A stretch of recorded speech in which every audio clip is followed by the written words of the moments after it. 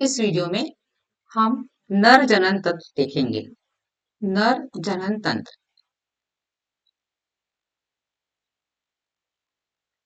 ये मैंने जैसे कि आपको बताया है कि 2023 में ये प्रश्न पूछा गया था कि नर जनन तंत्र और मादा जनन तंत्र दोनों का ही चित्र बनाना था और चित्र बना करके उसके विभिन्न भाग के कार्यों का वर्णन करना था। तो नर जनन तंत्र का मुख्य भाग जो होता है वो होता है वृषण।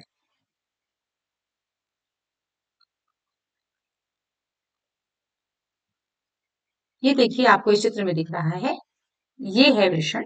ये यहाँ पर आपको दिख रहा है, इस चित्र में ये वृषण है, ये वृषण है। ये भाग जो दिख रहा है ये देह गुहा है और देह गुहा से नीचे इस तरह से एक संरचना दिखाई दे रही है। इस संरचना में वृषण लटकता हुआ पाया जाता है। वृषण का विकास जब ये भ्रूण अवस्था में रहता है, मानव के भ्रूण में वृषण का विकास देह गुहा के अंदर होता है, लेकिन जब शिशु का जन्म होता है तो ये वृषण कोष में आ जाता है। ये दिख रहा है आपको, ये है वृषण कोष, ये बाहर दिख रहा है आपको, ये है वृषण कोष। वृषण वृषण कोष में क्यों आता है? क्यों आता है वृषण कोष में? कोई कारण होगा तभी आता है। तो वृषण वृषण कोष में इसलिए आता है क्योंकि शुक्राणु, वृषण में क्या बनता है? शुक्राणु बनता है। शुक्राणु के विकास के लिए जितना टेम्परेचर शरीर का है, उस शरीर के टेम्परेचर से 2 डिग्री कम टेम्परेचर की आवश्यकता होती है। इसीलिए ये वृषण जो है वो नीचे वृषण कोष में आ जाता है। फिर उसके बाद दूसरा जो भाग आपको दिखेगा वृषण में वो है अधिवृक्क। ये आपको दिखेगा अधिवृक्क। यहाँ से भी देखिए, ये वाला जो भाग दिख रहा है, ये वाला भाग, ये भाग, ये भाग है अधिवृक्क।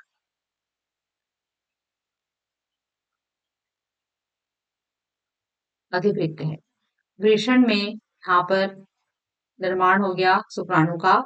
फिर शुक्राणु का निर्माण होने के बाद में ये अधिवृक्क में जाकर के जमा हो जाता है शुक्राणु। तो अधिवृक्क का क्या कार्य है? अधिवृक्क का कार्य है कि ये शुक्राणुओं का संग्रहण करता है। ये शुक्राणु का क्या किया? संग्रहण किया, और संग्रहण करता है और इसको निषेचन के लायक तैयार करता है। इसके बाद में फिर यहाँ से देखिए, ये अधिवृक्क से एक नलिका निकलती है। इस नलिका को कहते हैं शुक्र नलिका।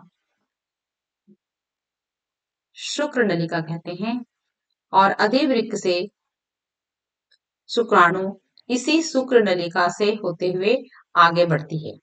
अब देखिए यहाँ पर तो शुक्र नलिका तीसरा जो भाग हो गया नर जनन तंत्र का, वो तीसरा भाग है शुक्र नलिका। शुक्र नलिका का कार्य है कि ये शुक्राणु का परिवहन करती है। अब यहाँ पे देखिए आप, ये शुक्र नलिका यहाँ से निकली और निकलने के बाद ये दिख रहा है आपको, ये दिख रहा है, ये आपको दिख रही है मूत्रवाहिनी। ये मूत्रवाहिनी वृक्क से आई हुई है, दोनों तरफ के वृक्क से आई हैं। इस मूत्रवाहिनी से इस तरह से लूप बनाते हुए ये यहाँ पर खुल रही हैं। आप देख रहे हैं इसको। और खुलने से पहले यहाँ पर देखिए, यहाँ पर एक और संरचना दिख रही है। इस संरचना को कहते हैं शुक्राशय। इस संरचना को कहते हैं शुक्राशय। इस शुक्राशय में जाकर के शुक्राणु जमा हो जाते हैं और इस शुक्राशय से बहुत सारी तरल पदार्थ, द्रव निकलते हैं, जो द्रव शुक्राणु को तैरने में सहायता पहुंचाते हैं। तो चौथा जो भाग है वो हो गया शुक्राशय। इसके साथ ही साथ शुक्राणु, केवल शुक्राणु नहीं रहता, शुक्राणु को कहते हैं वीर्य। शुक्राणु को, जब शुक्राणु सभी स्रावों से मिल जाता है तो उसको वीर्य कहते हैं। तो वीर्य का अधिकतर भाग जो है वो शुक्राशय से निकलने वाला तरल पदार्थ है। इसके बाद यहाँ पर आप आए देखिए, यहाँ पर ये जो ये फूला हुआ जो भाग दिख रहा है, ये है पूर्व ग्रंथि। ये है पुरु ग्रंथि। इस पुरु ग्रंथि से निकलने वाला श्राव, जब यहाँ पर से शुक्राणु जाता है तो पुरु ग्रंथि से भी श्राव निकलता है, और पुरु ग्रंथि से निकलने वाला श्राव जो होता है उसमें पोषक पदार्थ पाए जाते हैं। इन पोषक पदार्थ से शुक्राणु को मूवमेंट करने में, चलने में गतिशीलता प्राप्त होती है। तो पांचवा जो नरजनन तंत्र का भाग है वो हो गया पुरु ग्रंथि। और पुरु ग्रंथि के बाद एक और ग्रंथि होती है, यहाँ पर एक और ग्रंथि होती है। इस ग्रंथि को कहते हैं बल्वोरेथ्रल ग्रंथि। ये ग्रंथि जो होती है वो होती है बल्वोरेथ्रल ग्रंथि।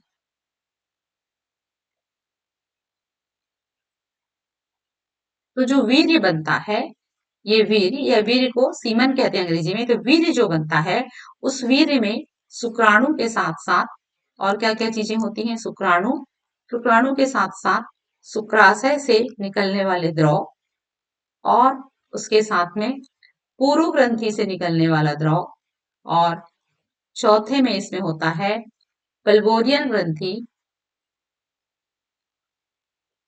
बल्बोरिथ्रल ग्रंथि से निकलने वाला द्रव। तो ये प्रश्न भी पूछते हैं कि वीर्य क्या है? वीर्य शुक्राणु नहीं है। शुक्राणु वीर्य जो है वो शुक्राणु, शुक्राशय से निकलने वाले द्रव, पुरु ग्रंथि से निकलने वाले स्राव और बल्बेरियन ग्रंथि के निकलने वाले स्राव को मिलाकर के ही वीर्य कहा जाता है।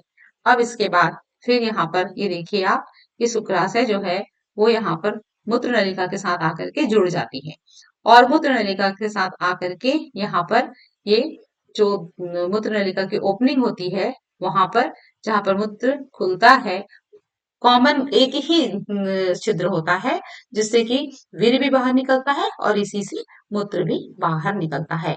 इसीलिए नर जनन तंत्र को, नर जनन तंत्र जो होता है उसमें जनन तंत्र के लिए, शुक्राणु के वहन के लिए, वीर्य के वहन के लिए कोई अलग से नलिका नहीं होती है, बल्कि एक ही नलिका होती है जिसमें से मूत्र बहता है, और मूत्र बहता है वहीं से ही वीर्य भी बहता है। और मूत्र बहने के कारण से ये जो नलिका होती है, मूत्र का जो स्वभाव है वो अम्लीय होता है, तो उसको क्षारीय करना होता है। तो बल्बोरियन ग्रंथि, पुरु ग्रंथि से जो स्राव निकलते हैं वो इस माध्यम को क्षारीय भी बनाते हैं, क्योंकि अम्लीय माध्यम में शुक्राणु जो है वो मृत हो जाते हैं, तो इसको क्षारीय बनाना भी यहाँ पर आवश्यक होता है।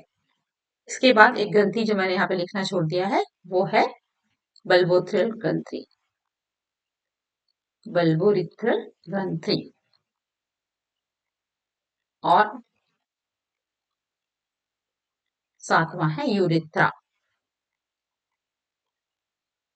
यूरिथ्रा, यूरिथ्रा को कहते हैं मूत्रनाल, इसको कहते हैं मूत्रनाल। अब अभी आप सोचेंगे कि ये तो चित्र बना हुआ है और इस चित्र को हम कैसे बनाएंगे? तो मैं आप लोगों को बता दूंगी कि ये चित्र आप भी बना सकते हैं। इस चित्र को आपको बनाना भी कोई कठिन नहीं है। देखिए आप कैसे बनाएंगे इस चित्र को। ये देखिए आप भी बना सकते हैं, बहुत सरल है इस चित्र को बनाना, कोई कठिनाई नहीं है, जैसे चाहे वैसे आप बना सकते हैं। तो एक तो तरीका ये है कि आप ऐसा बना लें जैसे कि उस चित्र में दिख रहा था, ये देह गुहा बन जाएगा।